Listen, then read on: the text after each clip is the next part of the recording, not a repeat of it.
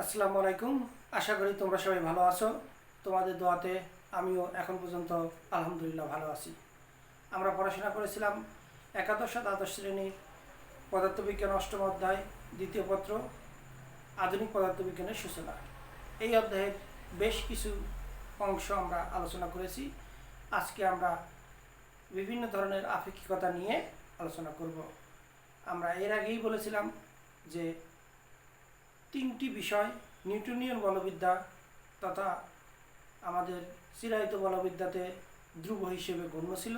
পরবর্তীতে আলবার্ট আইনস্টাইনের আপেক্ষিক তত্ত্ব দ্বারা এই সকল ধ্রুব রাশিকেও পরিবর্তনশীল হিসেবে উনি বিবেচনা করেছেন এবং তিনি গাণিতিক, দার্শনিক বা বৈজ্ঞানিক ভিত্তি সহ প্রমাণ করিয়ে দেখিয়েছেন। তো শুরুতেই আজকে আমরা আলোচনা করব সময়ের আপেক্ষিকতা।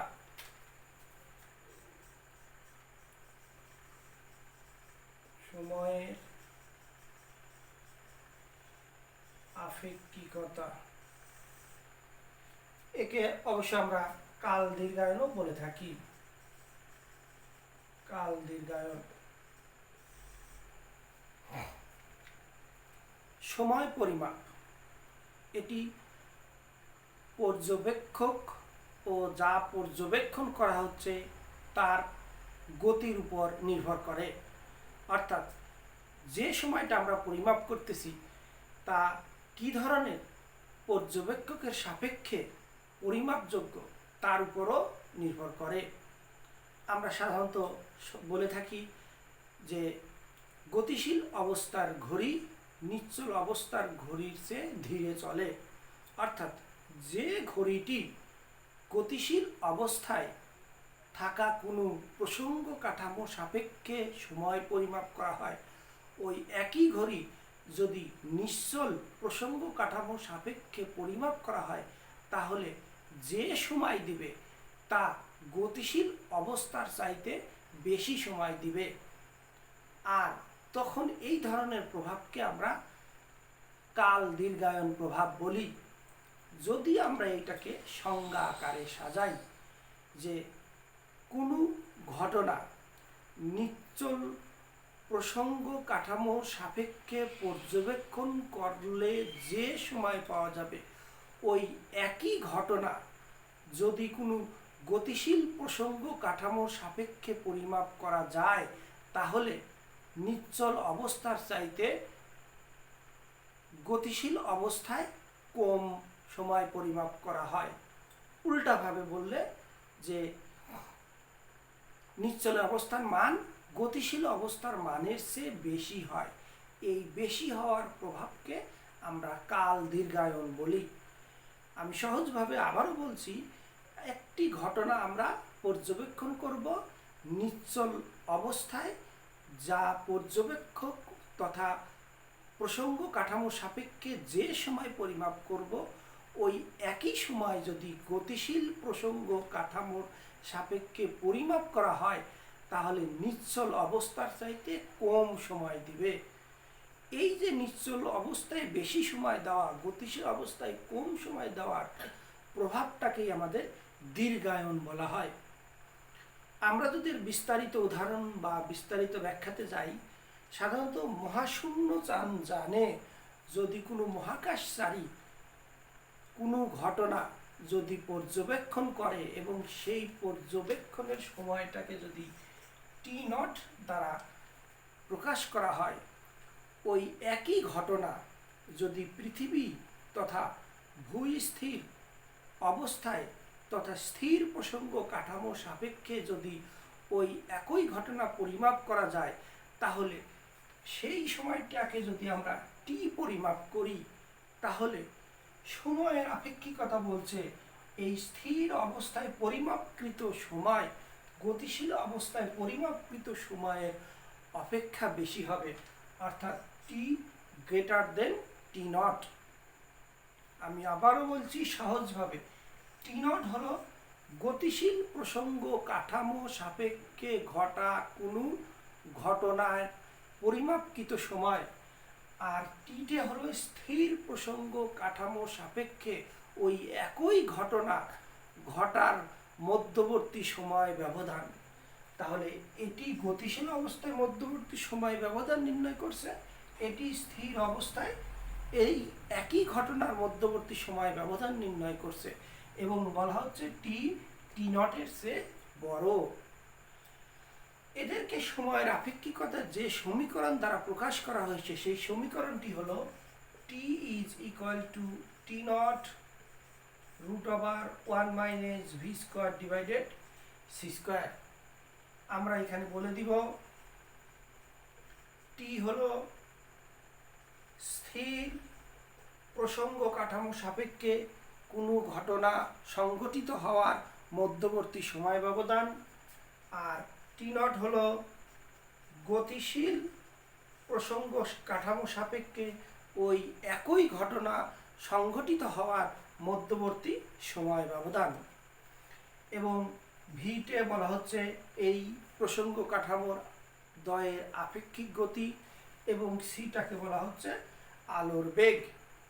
আমরা সবসময়ই জানি যে আলোর বেগ ধ্রুব এবং তা সর্বোচ্চ, তাহলে এই অংশের মান সবসময়ই একের চেয়ে কম। তাহলে আমরা যদি এক থেকে সে অংশ বিয়োগ দেই, বর্গমূল করি, তাহলে দেখা যাবে যে সবসময়ই এই মানটা অবশ্যই একের চেয়ে কম হবে। তখন আমরা গাণিতিকভাবে অবশ্যই দেখাতে পারি যে টি গ্রেটার দেন টি নট। এখানে বলে রাখা ভালো, এই টি নটকে বলা হয় প্রপার টাইম বা প্রকৃত সময়, আর টিকে বলা হয় বাস্তবিক টাইম বা রিয়েল টাইম হিসেবে আমরা আখ্যায়িত করে থাকি। এর বেশ কিছু উদাহরণ বা এর সম্প্রসারিত কর্মকাণ্ড হিসেবে এর প্রমাণ তোমাদের বইগুলোতে আছে। আমরা এর প্রমাণে যাই।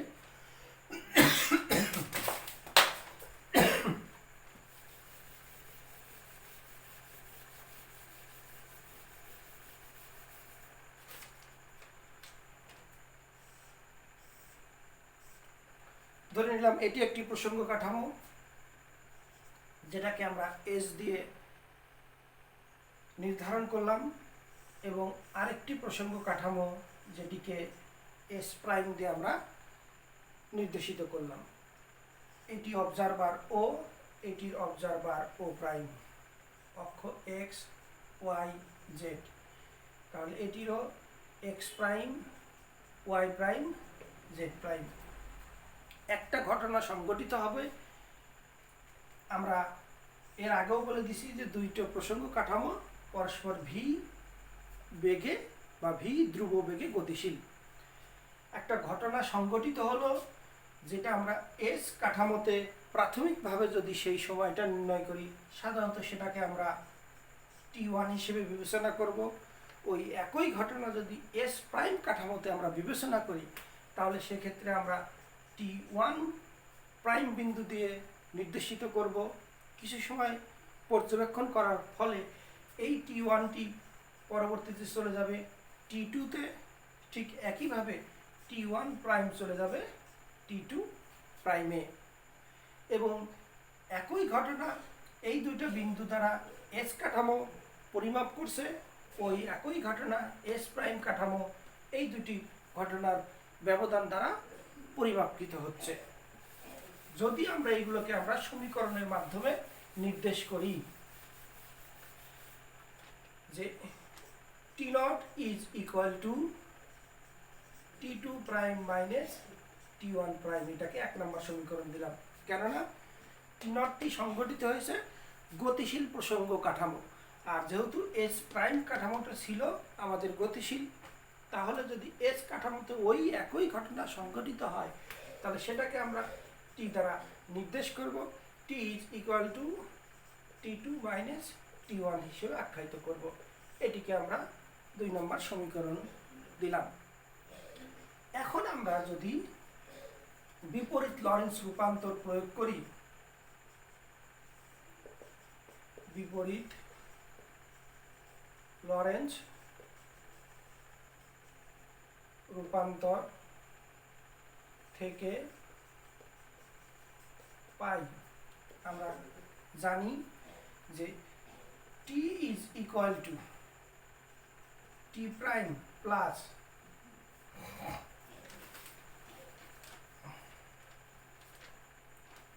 V x prime divided c square divided root over 1 minus v square divided c square.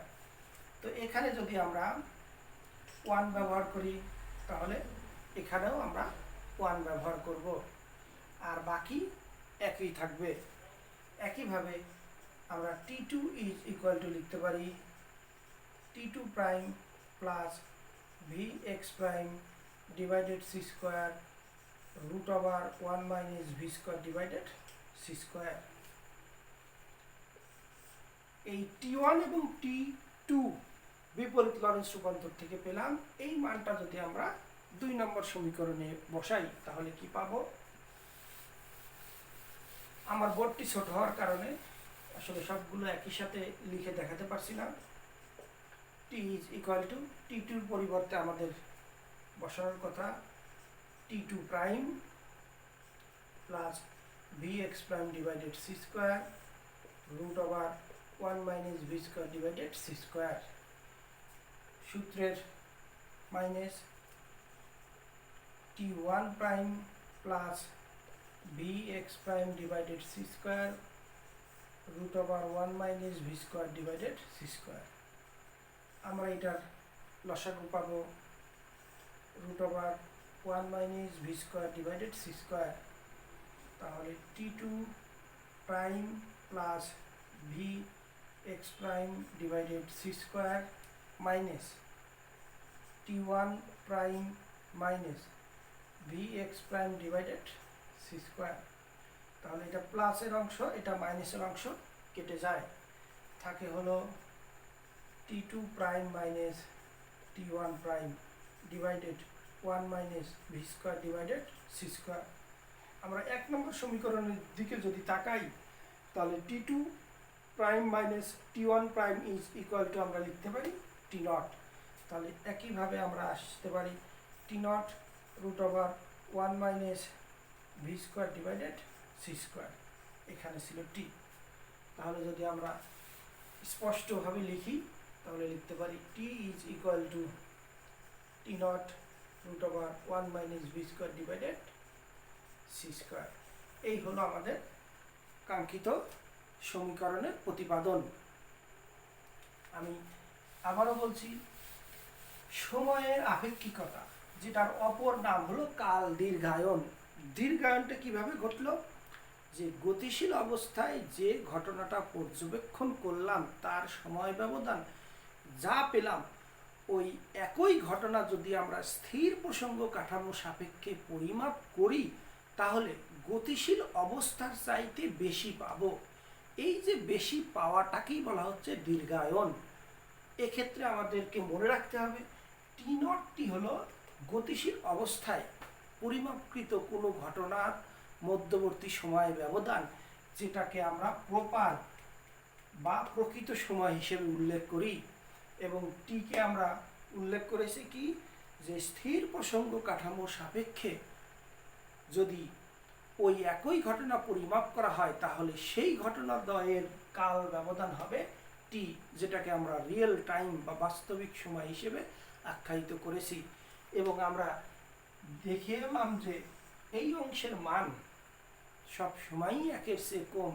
তাহলে আমরা বলতে পারি যে টি গ্রেটার দেন টি নট। এই যে বড় হলো, এই বড় হওয়ার প্রভাবটাকেই বলা হচ্ছে দীর্ঘায়ন। এইখান থেকে তোমাদের উদাহরণ হিসেবে বা কোনো ম্যাথমেটিক্যাল টার্ম হিসেবে কোনো একটা ঘড়ির কথা উল্লেখ করেও আসতে পারে, যে নিশ্চল অবস্থার ঘড়ি গতিশীল অবস্থার ঘড়ির চেয়ে ধীরে চলে কেন, ব্যাখ্যা করো। তাহলে এই ধরনের ঘটনা দ্বারা ব্যাখ্যা করতে হবে। আমরা যদি উদাহরণ হিসেবে টানি যে কেন নিশ্চল ঘড়ি গতিশীল অবস্থার ঘড়ির চেয়ে ধীরে চলবে, এই সমীকরণটা যদি আমরা প্রয়োগ করি, যে ধরে নিলাম যে ঘড়িটি নিশ্চল অবস্থায় থাকবে সেই ঘড়ির সময় ব্যবধানটা আমরা টি দিয়ে পরিমাপ করব, আর যদি সে গতিশীল প্রসঙ্গ কাঠামো সাপেক্ষে পরিমাপ করা হয় তাহলে সেটি টি নট দ্বারা পরিমাপ করা হবে। দুটি প্রসঙ্গ কাঠামো পরস্পর ধরে নিলাম 0.98 c বেগে আপেক্ষিক গতিতে আছে, তাহলে কি দাঁড়াবে? আমরা যদি এই মানটা এই সমীকরণে বসাই, t is equal to t naught root over 1 minus 0.98 c divided c whole square, t naught is equal to root over 1 minus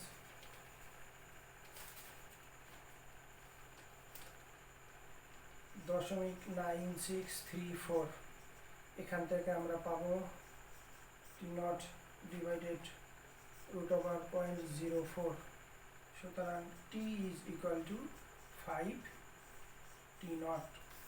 অর্থাৎ যদি সেই প্রসঙ্গ কাঠামোটি এই 0.98 c আপেক্ষিক গতিতে বা আপেক্ষিক ধ্রুব বেগে গতিশীল থাকে, তাহলে দেখা যাবে কি যে স্থির প্রসঙ্গ কাঠামো সাপেক্ষে ওই ঘড়িটি একটি টিক দিতে যে সময় লাগছে, গতিশীল প্রসঙ্গ কাঠামো অবস্থাতে ওই একই ঘটনা পর্যবেক্ষণ করার সময়, আমি উল্টা বললাম, যে গতিশীল অবস্থায় থাকাকালীন একটি টিক দিতে যে সময় লাগছে, সেটি যদি স্থির প্রসঙ্গ কাঠামো সাপেক্ষে পরিমাপ করা যায়, তাহলে সেটি 5টি টিক দিচ্ছে। তাহলে একই ঘটনা, একই সময় ব্যবধান, কখনো বেশি হচ্ছে, কখনো কম হচ্ছে। গতিশীল প্রসঙ্গ কাঠামোতে একটা টিক দিচ্ছে, স্থির প্রসঙ্গ কাঠামোতে এসে 5টি টিক দিচ্ছে। তার মানে গতিশীল অবস্থায় যে সময় পরিমাপ করা যাচ্ছে, স্থির প্রসঙ্গ কাঠামো সাপেক্ষে তার চাইতে কয়েক গুণ বেশি সময় পরিমাপ করা যাচ্ছে। এই কারণেই এই প্রভাবটাকে আমরা কাল দীর্ঘায়ন বলে থাকি। তবে মনে রাখতে হবে যে প্রসঙ্গ কাঠামোদ্বয়ের আপেক্ষিক বেগের মান অবশ্যই অনেক বেশি হতে হবে। আমরা ভি এর মান ধরে নিয়েছিলাম 0.98 c, অর্থাৎ আলোর বেগের প্রায় কাছাকাছি। এই বেগের মান যদি খুব স্বল্প হয়, তাহলে এই দুইটি ঘটনা সংঘটিত করার ক্ষেত্রে যে আমরা সময় পরিমাপ করলাম, তার ব্যবধান খুবই কম পাওয়া যাবে। যার কারণে এই আপেক্ষিকতা তখনই প্রযোজ্য হবে যখন আমার দুইটি প্রসঙ্গ কাঠামো দ্বয়ের আপেক্ষিক বেগের মান অনেক বেশি থাকবে, এবং এটার মান যত বেশি হবে, এই আপেক্ষিকতা তথা সময়ের আপেক্ষিকতাটা বাস্তবায়িত হবে। আমার বিশ্বাস তোমরা যে কোনো টেক্সট বই দেখে এই অংশটি ভালোভাবে পড়লে বুঝতে পারবে এবং নিজেরাই এর ঘটনা ব্যাখ্যা করতে পারবা। এই ঘটনার একটি এক্সাম্পল বা উদাহরণ বা ব্যবহারিক প্রয়োগ হিসেবে তোমাদের অনেক বইতেই বইয়ের পিছনের অংশে মহাকাশ যানে আপেক্ষিক তত্ত্বের ব্যবহার হিসেবে উল্লেখ করা হয় যে এই ধরনের ঘটনা ব্যাখ্যা করো। তো আমরা দেখলাম যে এই সময়ের আপেক্ষিকতায় একটা ঘটনা যদি দুইটা ভিন্ন ভিন্ন প্রসঙ্গ কাঠামো সাপেক্ষে পরিমাপ করা যায়, তাহলে সময়ের মানের ডিফারেন্সটা বেশি হবে। তাহলে এই ধরনের ঘটনা যেটা মহাকাশ যানে সংঘটিত হলে সেক্ষেত্রে কি ধরনের সমস্যা বা কি ধরনের প্যারাডক্সের মধ্যে পড়বে তা নিয়ে আলোচনা করা আছে, যেটা তোমাদের বইতে বলা হয়েছে টুইন প্যারাডক্স বা যমজ কূটাভাস বলতে কি বুঝি।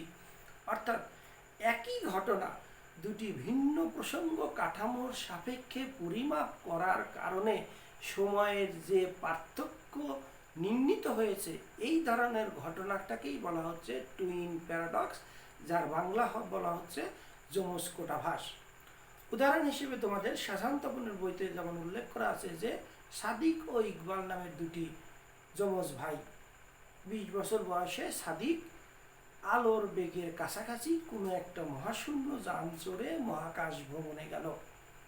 দীর্ঘদিন মহাকাশ ভ্রমণ শেষে আবারও সে যখন পৃথিবীতে ফিরে আসলো, ফিরে এসে দেখে পৃথিবীতে অবস্থানরত তার ভাই তথা ইকবালের বয়স 80 বছর, কিন্তু সেই সময় সাদিকের বয়স অনেক কম। তাহলে বাস্তবিকভাবে এটা অনেক ক্ষেত্রেই মেনে নেওয়া কঠিন যে যমজ দুটি ভাই কিছু বছর পর দুইজনের বয়সের তারতম্য কেন হবে, বাট এই সময়ের আপেক্ষিকতা বলছে যে হ্যাঁ, যমজ দুই ভাইয়ের ক্ষেত্রেও বয়সের তারতম্য হবে যদি একজন স্থির প্রসঙ্গ কাঠামোর সাপেক্ষে বয়স নির্ধারণ করা হয় এবং আরেকজনের বয়স যদি গতিশীল প্রসঙ্গ কাঠামোর সাপেক্ষে নির্ধারণ করা হয়। এই যে বাস্তবিক বলছে যে এটা কোনোভাবেই সম্ভব না, কিন্তু এইখানে সময়ের আপেক্ষিকতায় প্রমাণ করা যাচ্ছে যে দুজনের মানের ভিন্নতা আসে। এই যে প্যারাডক্স, এই প্যারাডক্সকেই বলা হচ্ছে টুইন প্যারাডক্স বা যমজ কোটাভাস।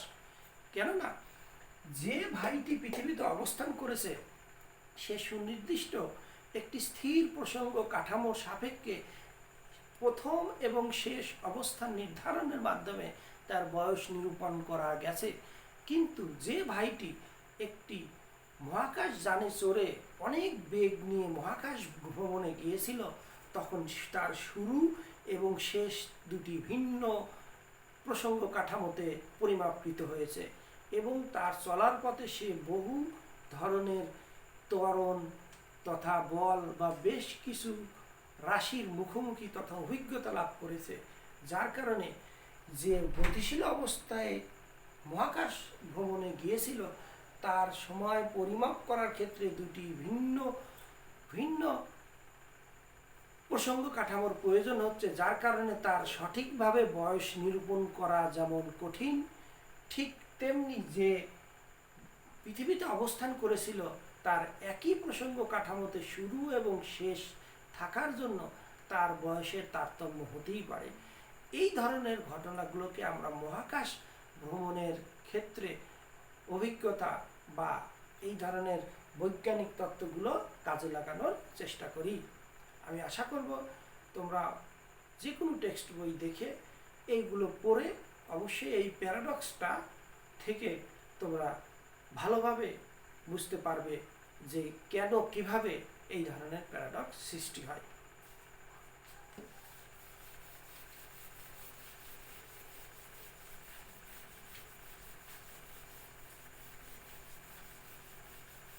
এবার আমরা আসব দৈর্ঘ্যের আপেক্ষিকতা।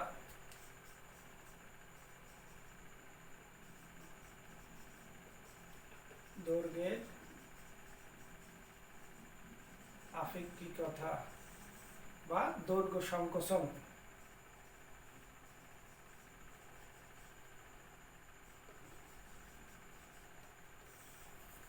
এটাকে আমরা দৈর্ঘ্যের আপেক্ষিকতা বা দৈর্ঘ্য সংকোচন হিসেবে বলে থাকি। যে নিউটনিয়ান বলবিদ্যা তথা চিরায়ত বলবিদ্যায় আমরা জেনে এসেছি যে বস্তুর দৈর্ঘ্য অপরিবর্তিত, কিন্তু আপেক্ষিক তত্ত্বে আমরা জেনেছি যে এই দৈর্ঘ্যও যদি দুটি ভিন্ন ভিন্ন প্রসঙ্গ কাঠামো সাপেক্ষে পরিমাপ করা যায় তাহলে সেক্ষেত্রে এই দৈর্ঘ্যের মানও পরিবর্তিত হবে। ধরে নিলাম যে একটি বস্তু দৈর্ঘ্য স্থির প্রসঙ্গ কাঠামো সাপেক্ষে পরিমাপ করা হচ্ছে এবং যা পাওয়া যাচ্ছে ওই একই বস্তুর দৈর্ঘ্য যদি একটি গতিশীল প্রসঙ্গ কাঠামো সাপেক্ষে পরিমাপ করা যায় তাহলে দৈর্ঘ্য হ্রাস পায়। এই ধরনের আপেক্ষিকতাকে আমরা দৈর্ঘ্যের আপেক্ষিকতা তথা দৈর্ঘ্য সংকোচন বলে থাকি। অর্থাৎ একেবারেই সহজভাবে আমরা যদি বিবেচনা করি যে আমরা একটা বস্তুর দৈর্ঘ্য বিবেচনা করব, এটিকে আমরা স্থির প্রসঙ্গ কাঠামোর সাপেক্ষে পরিমাপ করব। ধরে নিলাম এই স্থির প্রসঙ্গ কাঠামোর সাপেক্ষে পরিমাপকৃত এই দৈর্ঘ্যটাকে এল নট হিসেবে আখ্যায়িত করলাম এবং ওই একই দৈর্ঘ্য আমরা গতিশীল প্রসঙ্গ কাঠামোর সাপেক্ষে পরিমাপ করব, তখন সেই দৈর্ঘ্যকে আমরা এল হিসেবে আখ্যায়িত করব এবং দেখা যাবে যে স্থির তথা নিশ্চল প্রসঙ্গ কাঠামোর সাপেক্ষে পরিমাপকৃত দৈর্ঘ্য গতিশীল কাঠামোর অপেক্ষা বেশি হবে। যদি উল্টাভাবে বলা যায় যে গতিশীল অবস্থার দৈর্ঘ্য স্থির প্রসঙ্গ কাঠামোর সাপেক্ষে সে কম হবে তথা হ্রাস পাবে, আর তার জন্য এইটাকে আমরা দৈর্ঘ্য সংকোচন বলে থাকি। এর যদি আমরা সমীকরণ প্রকাশ করি তাহলে আমরা এভাবে প্রকাশ করতে পারবো L is equal to L naught root over 1 minus v square divided c square। এখানে আমাদের মনে রাখতে হবে L হলো গতিশীল প্রসঙ্গ কাঠামোর সাপেক্ষে পরিমাপকৃত বস্তুর দৈর্ঘ্য, আর এল নট হলো স্থির প্রসঙ্গ কাঠামোর সাপেক্ষে পরিমাপকৃত বস্তুর দৈর্ঘ্য। ভি হলো আপেক্ষিক বেগ, সি হলো আলোর বেগ। এবং আমরা ইতিপূর্বেই বলেছি এই অংশের মান সবসময়ই 1 এর চেয়ে ছোট। তাহলে আমরা বলতে পারি এল নট গ্রেটার দেন এন, অর্থাৎ স্থির প্রসঙ্গ কাঠামোর সাপেক্ষে পরিমাপকৃত দৈর্ঘ্যের মান হবে গতিশীল প্রসঙ্গ কাঠামোর মানের চেয়ে বেশি। আর যেহেতু গতিশীল অবস্থার মানটা কমে গেল, যার জন্য এটাকে আমরা সংকোচন বা এর প্রভাবকে আমরা দৈর্ঘ্য সংকোচন বলে থাকি। মনে রাখতে হবে এল নট হলো স্থির প্রসঙ্গ কাঠামোর সাপেক্ষে পরিমাপকৃত দৈর্ঘ্য, এবং এটিকে প্রপার দৈর্ঘ্য বা প্রকৃত দৈর্ঘ্য হিসেবে আখ্যায়িত করা হয়। এবং এলটাকে বলা হয় পরিবর্তিত বা গতিশীল অবস্থায় পরিমাপকৃত দৈর্ঘ্য। আর এই গতিশীল অবস্থার দৈর্ঘ্য স্থির অবস্থার চেয়ে কমে যাচ্ছে। এই সমীকরণকেও যদি আমরা প্রতিপাদন করি একটি প্রসঙ্গ কাঠামোর সাপেক্ষে, তাহলে কি দাঁড়ায়? ধরে নিলাম আগের মতো এস প্রসঙ্গ কাঠামো, আরেকটি এস প্রাইম প্রসঙ্গ কাঠামো, observer O prime, x y z, x prime y prime z prime. এখানে যে অবস্থান আমি বিবেচনা করে নিলাম, এই অবস্থানকে আমরা L1 দিয়ে বিবেচনা করলাম। একইভাবে যদি এটি গতিশীল প্রসঙ্গ কাঠামোর অবস্থান হয়, সেটি L1 প্রাইম। কিছু সময় পর আমি দ্বিতীয় অবস্থান ধরলাম, এটা L2, এখানকার দ্বিতীয় অবস্থান হবে L2 প্রাইম। এস প্রাইম প্রসঙ্গ কাঠামোটি এস কাঠামো থেকে ভি ধ্রুববেগে গতিশীল। তাহলে সেক্ষেত্রে আমরা স্থির প্রসঙ্গ কাঠামোকে আমরা দেখাইছি এল নট হিসেবে। তাহলে L naught is equal to L2 minus L1। 1 number সমীকরণ দিলাম। গতিশীল অবস্থায় ছিল L2 প্রাইম, L1 প্রাইম। এটাকেও আমরা 2 নম্বর সমীকরণ দিয়ে আখ্যায়িত করলাম। এবার আমরা কি করব? বিপরীত লরেন্স রূপান্তর প্রয়োগ করব 1 নম্বর সমীকরণে।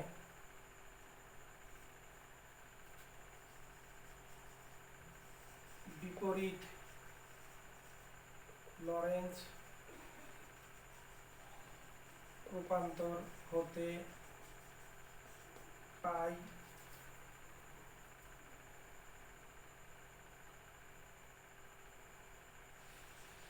L is equal to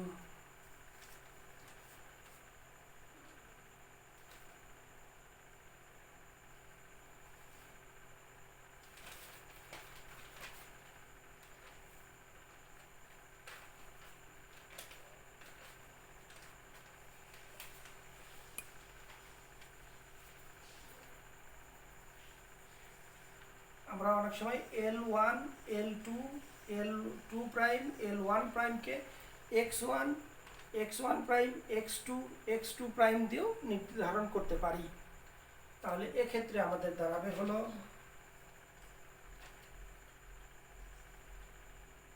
L prime plus v এল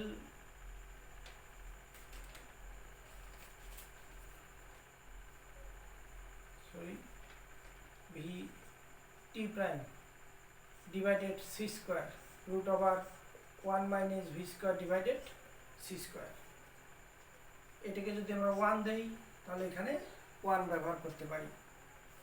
আবার L2 is equal to L2 prime plus V t prime divided c square root over 1 minus v square divided c square।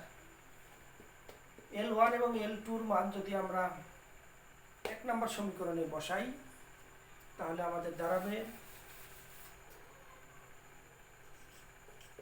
L is equal to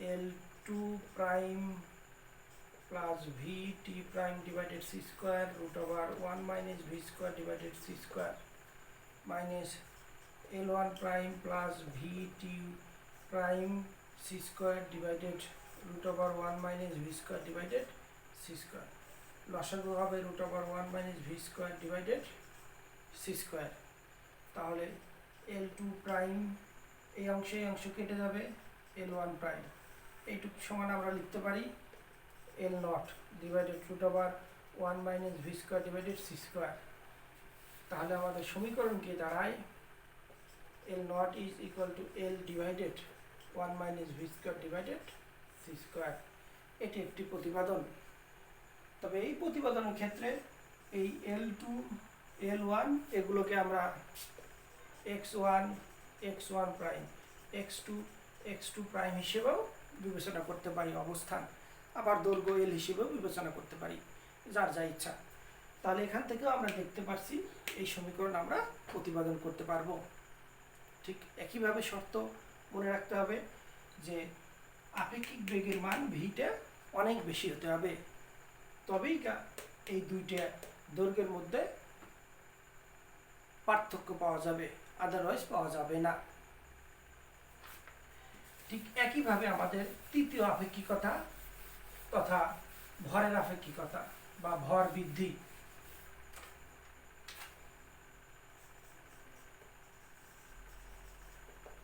ভরের আপেক্ষিকতা ভর বৃদ্ধি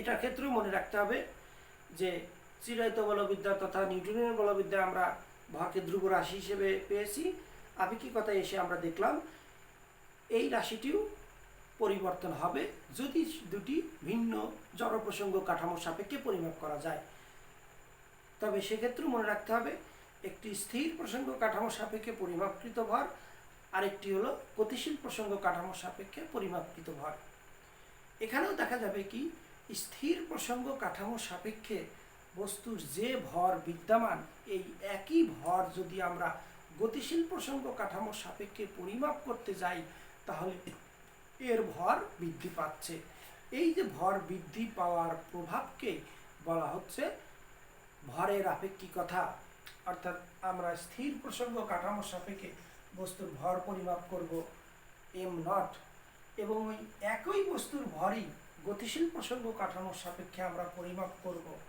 m এবং এই m এর মান m নটের চেয়ে বেশি এই যে গতিশীল অবস্থায় এর ভর স্থির অবস্থার ভরের চেয়ে বেড়ে গেল এই বেড়ে যাওয়ার প্রভাবকেই বলা হয় ভর বৃদ্ধিকরণ বা ভরের আপেক্ষিকতা আমরা এই দুইটি রাশিকেও যদি ভরের আপেক্ষিকতার সমীকরণ দ্বারা প্রকাশ করি তাহলে আমাদের সমীকরণ হবে m is equal to m dot root over 1 minus v square divided c square মনে রাখতে হবে m গতিশীল প্রসঙ্গ কাঠামো সাপেক্ষে পরিমাপকৃত বস্তুর ভর m নট হলো স্থির তথা নিশ্চল প্রসঙ্গ কাঠামো সাপেক্ষে পরিমাপকৃত ভর v হলো প্রসঙ্গ কাঠামোদের আপেক্ষিক বেগ c হলো আলোর বেগ এবং আমরা এও বলেছিলাম এই অংশের মান সবসময়ই একের চেয়ে কম তাহলে গাণিতিকভাবে যদি আমরা মান বসাই m greater than m not পাবো যার জন্য এই প্রভাবকে আমরা ভর বৃদ্ধিকরণ প্রভাব বলছি এরও আগের মতো দুটি প্রতিপাদন আছে আমি আশা করব এই প্রতিপাদনটি তোমাদের জন্য HW তোমরা বাসায় বসে এই প্রতিপাদনটি করার চেষ্টা করবে যদি কেউ করতে ব্যর্থ হও বা না বুঝতে থাকো আমাকে কমেন্টস করবা আমি ট্রাই করব তোমাদেরকে এই অংশটি আবার নতুন করে বুঝিয়ে দেওয়ার তাহলে আমরা যে তিনটি আপেক্ষিকতা নিয়ে কথা বললাম সেই তিনটি আপেক্ষিকতা যদি আমরা এক করে লিখি তাহলে সেই লেখা থেকে আমরা কি দেখতে পাই প্রথমটি ছিল সময়ের আপেক্ষিকতা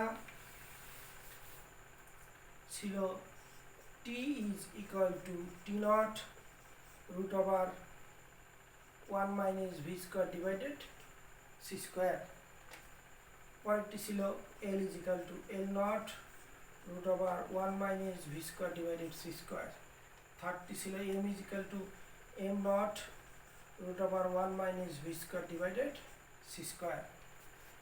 এইখানে যেটা আমাদের মাথায় রাখতে হবে, টি নট হলো গতিশীল প্রসঙ্গ কাঠামোর সময় ছিল টি নট, আর স্থির প্রসঙ্গ কাঠামোতে সময় ছিল টি। এই দুটি কিন্তু তার উল্টা।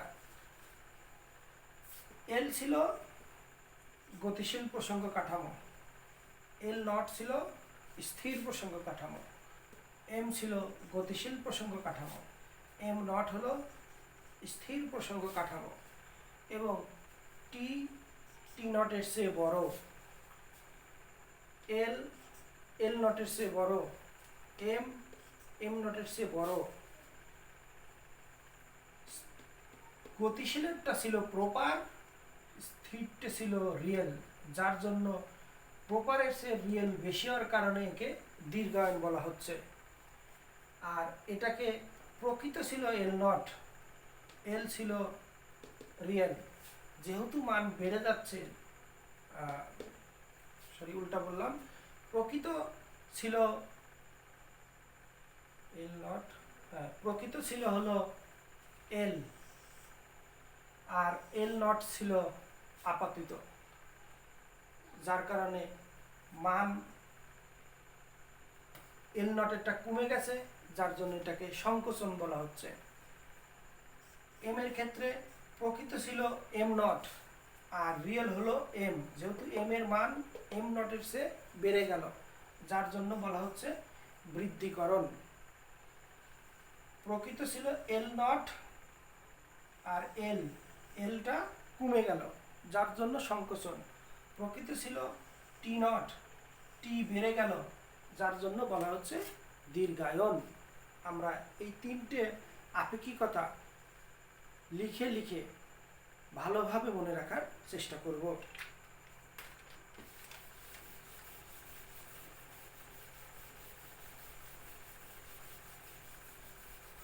আমি আশা করব তোমরা তোমাদের যে কোনো টেক্সট বই দেখে এই অংশগুলো ভালো মতো লিখে লিখে আয়ত্ত করতে পারবা। তো আজ এখানেই, পরবর্তীতে আমরা আসব এর পরবর্তী অংশ নিয়ে। এ পর্যন্ত তোমরা সবাই ভালো থাকো, সুস্থ থাকো, সামাজিক দূরত্ব মেনে চলো, পরিবারের সবাইকে সচেতন করো এবং সবার জন্য দোয়া করো। আমরা যেন সবাই ভালো থাকি, সুস্থ থাকি এবং নিরাপদে থাকি। আল্লাহ হাফেজ।